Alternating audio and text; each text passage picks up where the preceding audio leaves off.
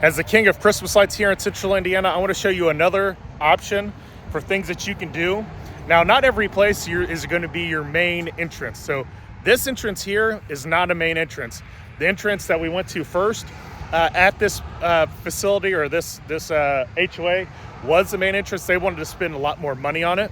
But on this entrance, all we did was something very, very basic. They don't get as much traffic here, so we just put up, all we did was we put up 4 wreaths on all of the columns here. Now, one thing that we talked about is we could do all these boxwoods right in here.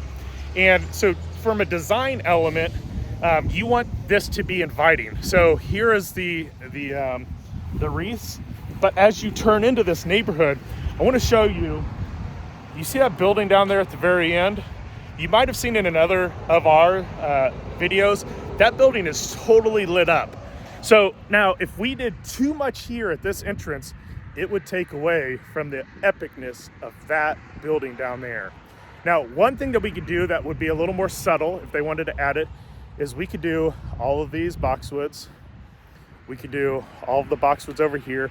But here's a little thing that could be really different, that would look really cool. Just like in landscape installations, you want things that are big and tall, fat, skinny. You want depth. That adds to the design element of it. So we have something that's up tall right here, right there, this wreath. And then we could have all of these boxwoods that are in here. That could give a little bit more depth, a little bit like mid-size there.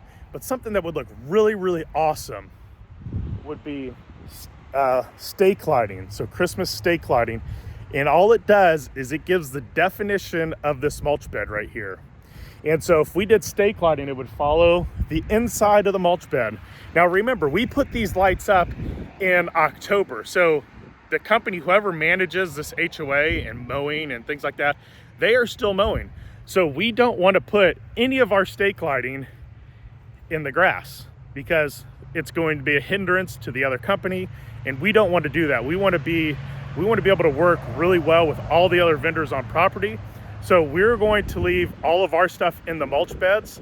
So then they don't have to mow around them. They don't have to weed eat around it. Their weed eaters don't hit it.